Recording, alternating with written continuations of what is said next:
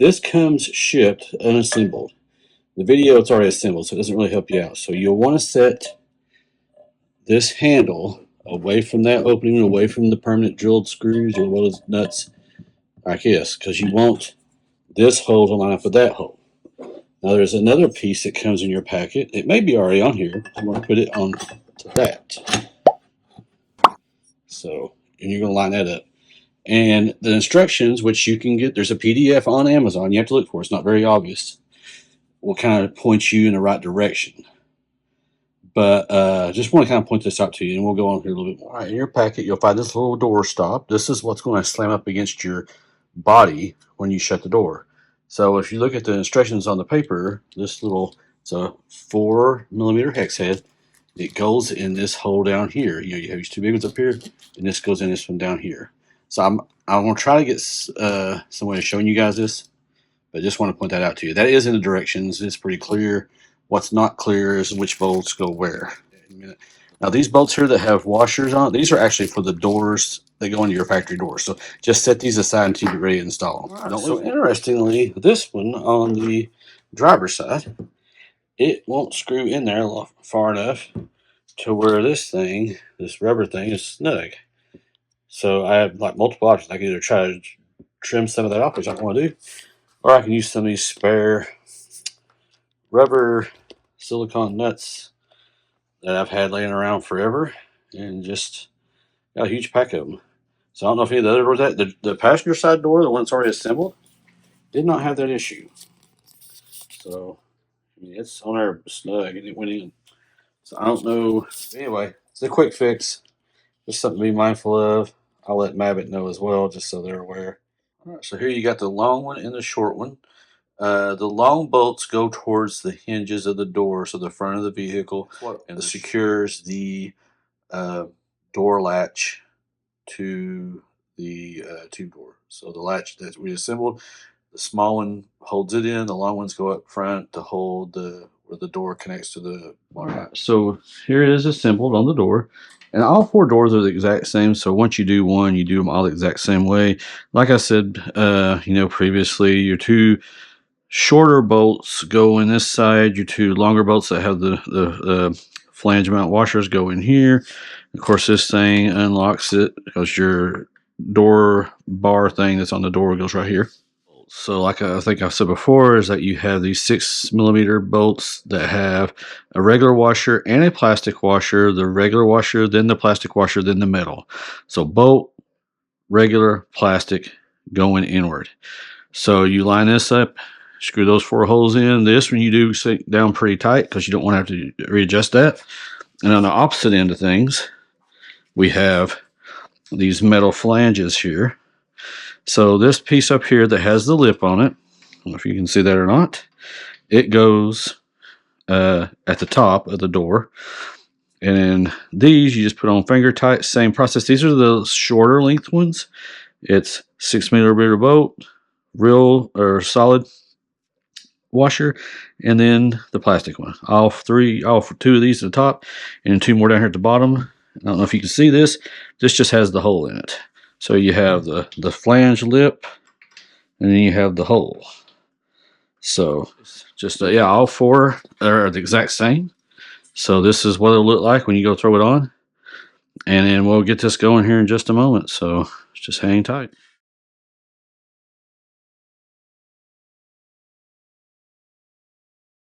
Doors. So y'all can see I got the door bags out, got a little foam mattress. I don't know if you can see it down below me, just in case, since we're on concrete. We'll take these factory four doors off for the very first time in this truck's history since it came off the factory. So not excited and a little nervous. So anyway, I want to make you guys aware. Falls. I got the first door off pretty easily. First time doorless in the Bronco. So y'all are witnessing history and Bird Dog Off-Road Adventure. All right, so we got the first door on. I always try to do at least one thing first, just so that way I go through all the trial and error before I do a video, because I want to show you guys the right way. So I'll do a more direct video on the rear one, because they all mount the same way. So anyway, the hardware up here, you come with this pack right here. So basically this lower door, you put this down over the bare hinge, this big plastic washer, and then when you set this on top of it, this flat washer goes in and then the bolt. The upper one's a little bit more complicated.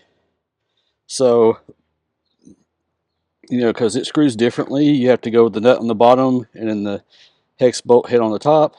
So between the factory piece and the door, I put right here, and between the door and the head bolt, it's plastic, regular, and then head.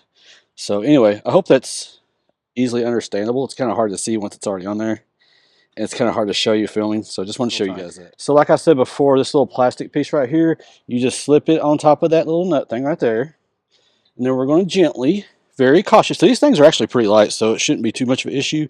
Place that over that, and what I do is I go ahead and click this in over here.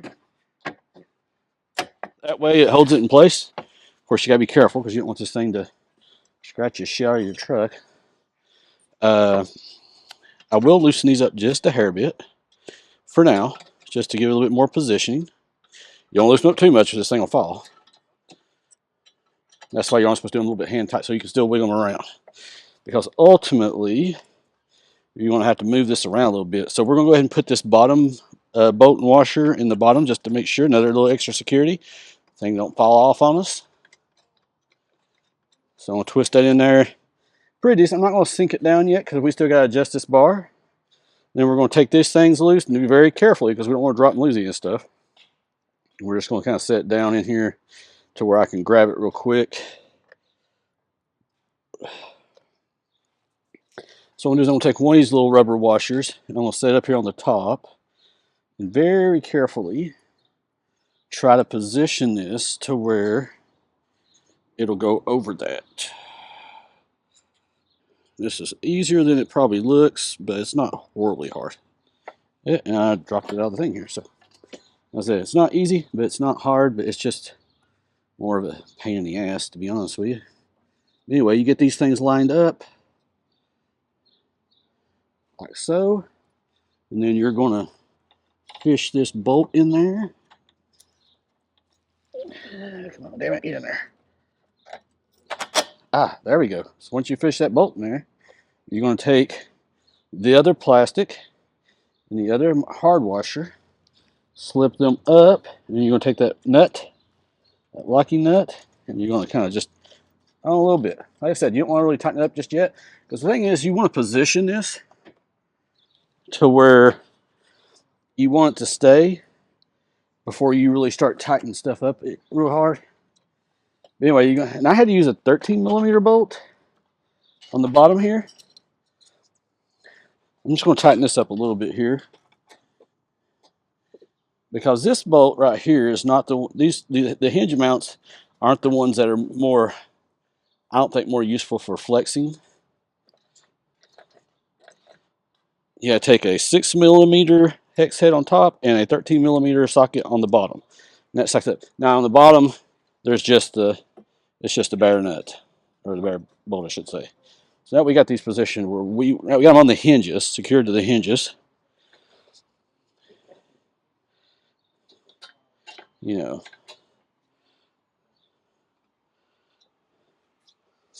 that way these things can move. And I'll be honest with you, I mean, regardless if it's this brand or another brand, I think over time you're probably going to have these touched up, because they are inevitably going to get nicked and scratched. I mean, if you just Braptor line the hell out of it, maybe you might negate some of that. But all right, so I'm going to go in here and I'm going to pick up on this thing because I don't want it. I want it to really, before I sink these things down. I'm loosening it just a little bit. Sorry for my big gut in the camera shot here. Just to make sure I get it positioned where I want it. Because I'm having to kind of lift it up a little bit. I'm sinking these down so this thing won't move on us. And then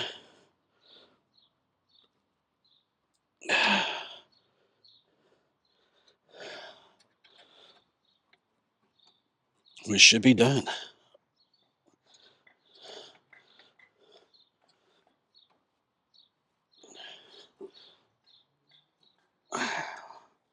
All right. Of course, you got the lever in here. Pops it loose. A little bird shit or something on there. Anyway, I think I switched the bug in there. Anyway, you just get there and then these things, once they get latched on their own, but you pull that little thing, it pops it right off. So anyway, that's as easy as it gets.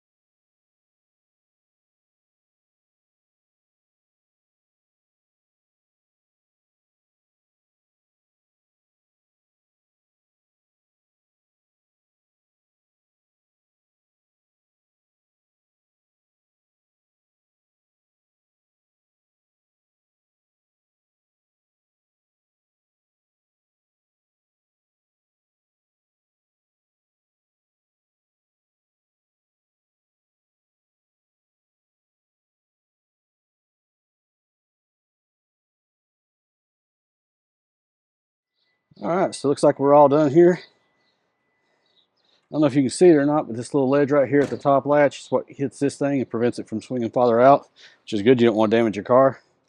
But here you go. It's just, you gotta get it a little, it's snug in there. Don't get it wrong, that little rubber stops up there are pretty damn snug. So it may sound like you're beating the shit out of your truck, but you're not. All right, these look amazing. I love these. I didn't take the back top off because the complete back part, because it's not where to put it right now, to be honest with you. But to be honest with you, once I get the roof rack on, it's never going to come off anyway. So the doors and the mid pieces will be off, but never the roof rack or the entire top. Because the roof rack, you will take the top front pieces out anyway. So, anywho, so yeah, these are really nice. I like the way they look. They fit in really well. It definitely is a different driving experience. I really don't know how to describe it. It just feels kind of weird. So I don't know if that's something you can get used to or if it's just something that kind of is there. So anyway, hope you guys like this. If you like this video and others, please like and subscribe. We'll have a link below so you can get your own set. These are pretty reasonably priced, so no reason why you can't get some for yourself. And, you know, enjoy your adventures. I know I want to certainly enjoy mine. Definitely want to take these things out with me to Uray. Maybe Uray, I'm going to do cold there, but definitely Moab. So, yeah, I think they're definitely worth the purchase.